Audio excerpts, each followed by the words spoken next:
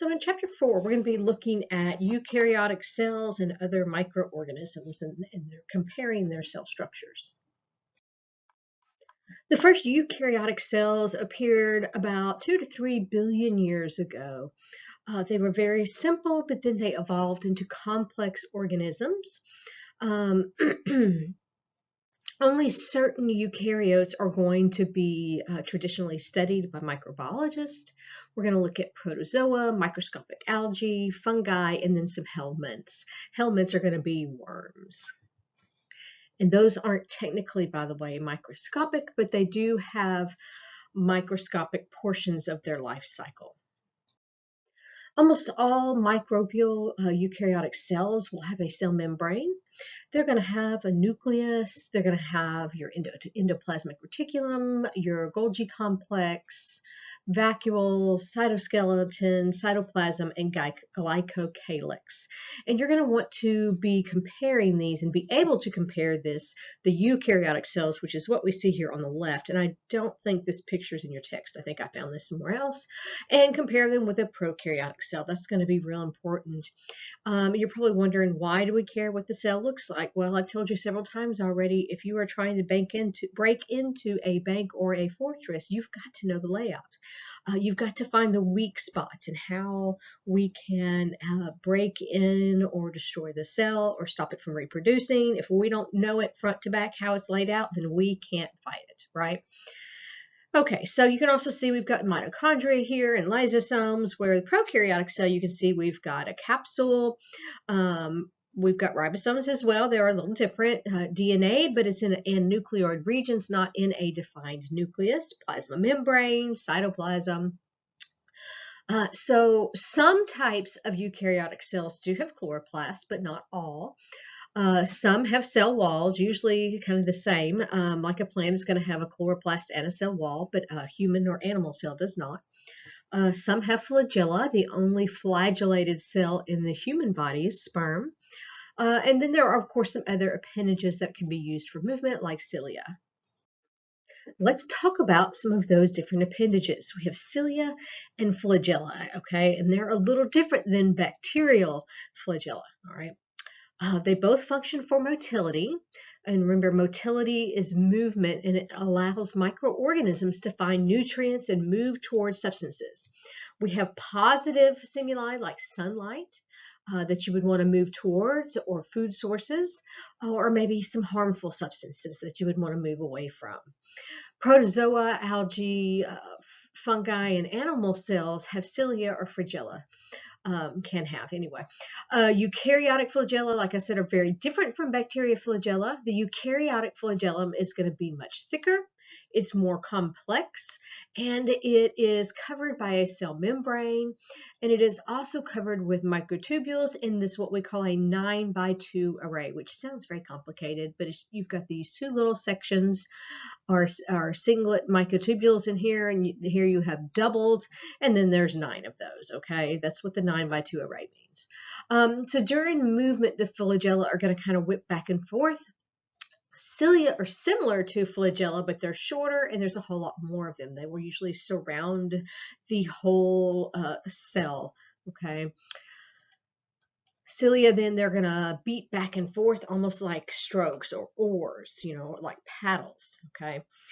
And so they're going to assist with movement. Like there's a ciliated protozoa that's going to move and use that movement to help it feed, or sometimes even with filtering of certain substances.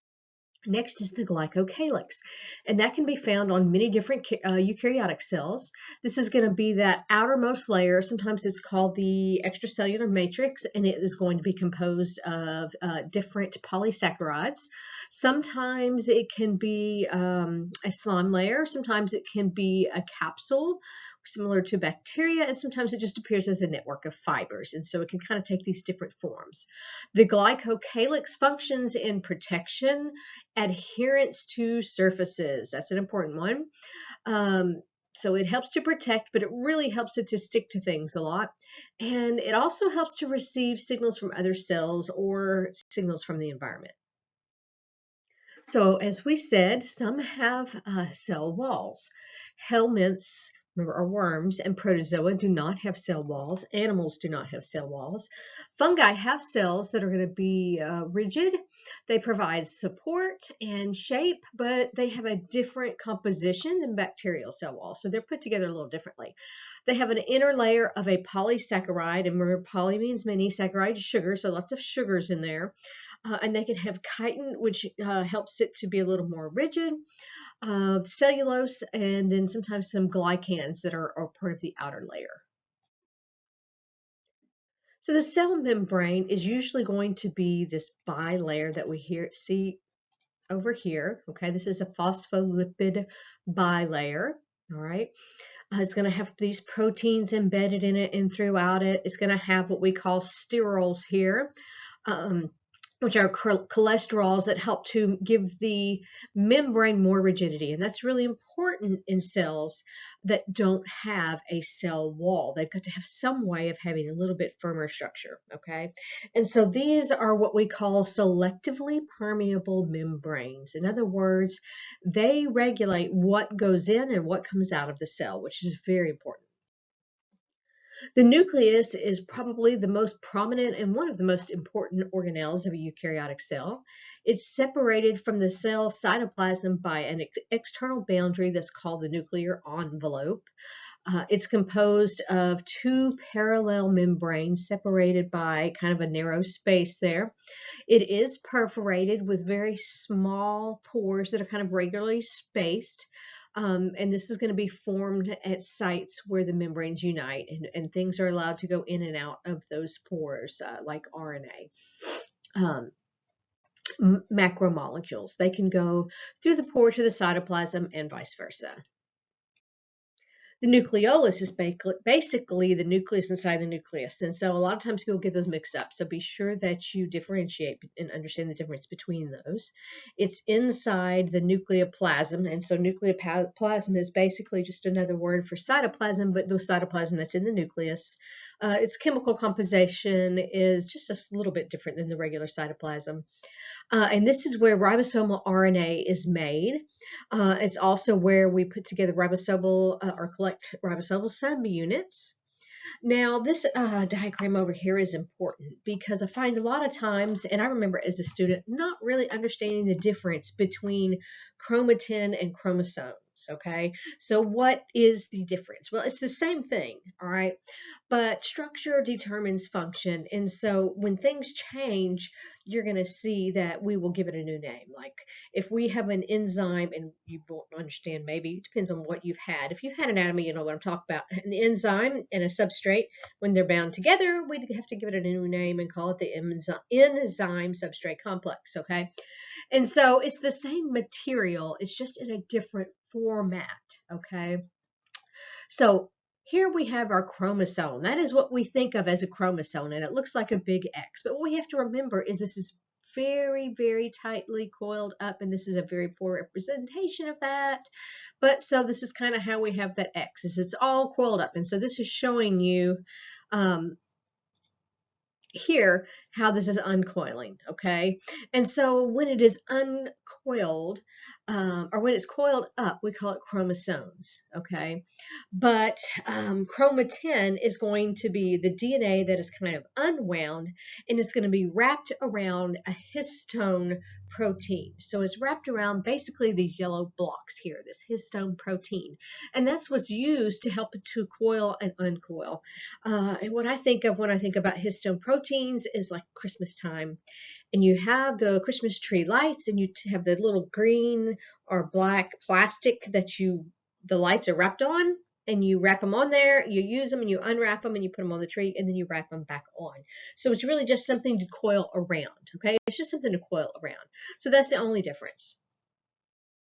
Next, we have the endoplasmic reticulum, or the ER. We have two types of that. We've got the smooth ER and the rough ER. The smooth ER is over here, And so basically the difference is one, have a little bit different function, and two, some have ribosomes and some don't. And so the smooth ER do not have ribosomes, okay? The rough ER does have ribosomes. And so the function for the rough ER, ribosomes are help to do with protein synthesis, and so the function of those is usually going to deal with proteins, okay? So they're going to transport things from the nucleus to the cytoplasm, okay, to head out towards, to leave the cell. Often it's going to be proteins. The smooth ER is a little bit different. It doesn't have the ribosomes, and it functions more in making things that aren't proteins, like lipids. So making lipids, okay? And the way to keep that straight is to think about those ribosomes. Ribosomes are where we make proteins. And so the rough ER has ribosomes, so protein synthesis, and the smooth ER does not. So it tends to make lipids, which are fats. Next, we have the Golgi apparatus, and this is kind of like the post office. And so once it gets the proteins, it's going to modify them a little bit, pack them up, and then ship them off to where else they need to go. And so it's got these pita-like flattened disc here, and these sacs, this disc-like sacs are called cisternae, and these are always, it says, closely associated with the ER. That just means they're going to be nearby, okay? So transitional vesicles here from the endoplasmic reticulum are picked up at the face of the Golgi apparatus. Proteins are going to be modified in the cisternae. They're going to have polysaccharides stuck on them. They're going to have lipids stuck up on them. And then they're going to be put into these little vesicles, which are actually, you can see here looking at this one, they actually pinch off from the membrane of the Golgi apparatus, and then they're sent on their way, okay? So they're put in these little lysosomes, basically, which can be transported out of the cell. So that's why I say it's like a post office is going to pack it up and ship it off. All right, so here is an example here of the transport process. So the nucleus is here, all right? You have your endoplasmic reticulums. You're going to go through your endoplasmic reticulum. The Golgi apparatus is then going to take something, it's going to modify it and change it and pack it up. So let's say there's a segment of genetic code of DNA in the nucleus down here. It's going to be copied into RNA because the DNA is too large to go through the pores, and we don't want to risk it leaving. We want to keep it safe. So it's going to go through the pores, and it's going to go to the endoplasmic reticulum. And then there are going to be specific proteins on the rough ER that are deposited into the lumen. They're transported to the Golgi apparatus next. Proteins in the Golgi, are they going to be modified? Okay, you might stick a sugar on them. It depends on what their function is. You're going to change them just a little bit, and then they're going to be packaged up into vesicles, which can then leave via exocytosis. Exo meaning leaving, cyto meaning cell. So endocytosis is going in, exocytosis is going out. We have different types of vesicles. We have lysosomes, and we have vacuoles, and we also have peroxisomes. Excuse me. A lysosome is a vesicle that's going to bud off the Golgi apparatus and continue doing things. It's going to have a variety of enzymes involved. It can digest food particles. It can protect against invading microorganisms. It can also help to clean up and remove cell debris. So lysosomes are often going to help clean things up. So you can think Lysol, lysosome. We also have the peroxisome, which isn't on here, but it's a type of lysosome. It doesn't come from the Golgi apparatus, so it's a little bit different. And that actually helps with detoxification of substances like a reactive oxygen species. And it takes it and forms it into H2O2, which is hydrogen peroxide, okay? The vacuole is going to often contain a food vacuole you can have, and it can digest things. It can merge with a lysosome and do some work there. So it can digest solid particles, it can excrete them or store them, okay? You find these vacuoles in a cell that does phagocytosis. Phago meaning eat and cyto meaning cell. So basically digesting or eating a cell. And so something will be taken in, and it's going to, the vacuole, the enzymes in there are going to help to break it down or digest it. This illustration here shows a food particle that is going to be engulfed by the cell. The contents are going to be in the food vacuole. They're going to be digested. So this is phagocytosis. You're going to have a merger with the lysosome and the vacuole, and then we call that the phagolysosome. So remember, I said if you change something, it gets a new name. Okay, so you're going to have merger of those, and then it's going to be digested with those enzymes. So this is just kind of showing you that process. Mitochondria, you'll find, are going to be very important. Now, you're often told, students tell me, I ask them, what's the function of mitochondria? And they say, well, it's the powerhouse of the cell. Okay, well, what does that mean? Can you tell me what that means? Because if you don't know what it means, that's useless, okay? So people say it's the powerhouse of the cell because it generates energy, okay? So this is or it helps to generate energy. It makes ATP. This is composed of a smooth, continuous kind of outer membrane with a folded inner membrane. That folded inner membrane is the cristae. And on the cristae is where cellular respiration, the last part of cellular respiration occurs. It's got the enzymes and all the electron carriers, and we'll talk a whole lot more about cellular respiration. It's got everything that's needed to complete that process embedded in the membrane.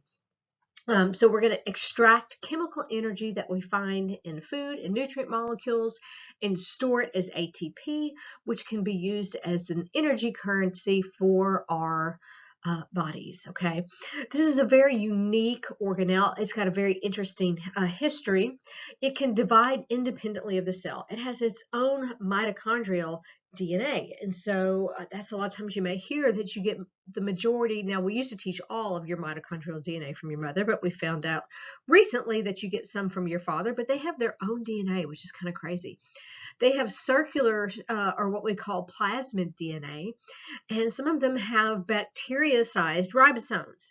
And so we have 70S and 80S. So the ribosome size is a little bit different in a bacterial cell versus a eukaryotic cell. Well, these are in eukaryotic cells. And so we'll get into more a little bit later about the endosymbiotic theory, which is really kind of fascinating theory. We'll spend just a very short period of time on it, but we can't spend much. But you might look up some stuff on that. It's really kind of interesting. All right, so chloroplasts, these are going to be found in algae and plant cells. These are also capable of energy conversion, except what they're going to do is basically the opposite. They're going to take energy from the sun, which is going to be turned into chemical energy using the process of photosynthesis. Okay, we're going to have oxygen gas as a byproduct, which is very helpful for us because we need that to breathe. These do resemble mitochondria. But they're larger. They have, of course, special pigments, which makes them green. They're a little bit more varied in shape. All right, I already said it, but eukaryotic ribosomes, remember, are larger than bacterial. The eukaryotic ribosome is 80. Bacteria have 60S, and some even have 40S subunits, and that just refers to size. And the function is going to be protein synthesis. Okay, that's very important. You can find these attached to the endoplasmic reticulum, but they are also found kind of freely floating out in the cytoplasm. They do appear inside mitochondria. They're also found inside chloroplast. They can actually be found in these short chains in what we call a polyribosome. So this is a ribosomal subunit here. This is going to be where proteins are made, and this is the polypeptide or protein coming out here. And so you can actually find these in these short chains all together. The cytoskeleton is composed of 3 different types of filaments. We have our actin filaments, our intermediate filaments, and our microtubules. They function to anchor organelles, help move things like RNA, proteins, vesicles. They allow shape changes to occur. The actin filaments are going to be longer, thin protein-type strands. The intermediate filaments are going to be more rope-like structures, and the microtubules, of course, are going to be little tubes, or long, hollow tubes, I should say. And these are pretty much made on an as-needed basis, and then when they're not being used, they're broken down. And so I'm probably going to make a little video talking you through the secret life of the cell and showing you how some of these portions of the cell function together, okay? And that's a really, really well done video, and it's going to really help you to see and kind of wrap your mind around how all of this stuff works. So this is just another look here about how these things are kind of in the cell. You've got the actin filaments here, and then the intermediate ones, and then your microtubules are more like tubes. Kind of makes sense. This is a really good comparison chart of the structure and function of organelles in each of the different types of organisms. Now, you would really serve yourself much better to make this kind of a chart yourself. I would put bacterial, archaeal cells, and then eukaryotic cells, and then go down through and list everything and look it up for yourself. If you actually look it up for yourself and make this yourself in the textbook, then you will have done the work. You will know the material. And if you just trust me and try this, if you just try to rote memorize this, it's harder and it's boring. But if you go through and you do the work yourself, put this together yourself, and then you can come back to this and check it, okay, and see what you got right or wrong, and if you left something off, but you definitely need to know all of this information. So here is this endosymbiotic theory, and this is where scientists believe that millions of years ago, a bacterial cell actually parasitized another, basically a descendant of a eukaryotic cell, and became a permanent part of the mitochondria. And so there's several different types of evidences for this. We're not going to look at it in great detail, but some of this is because they have their own DNA. Okay, that's one of the reasons why they think this has occurred. Okay, so it's really kind of a cool theory.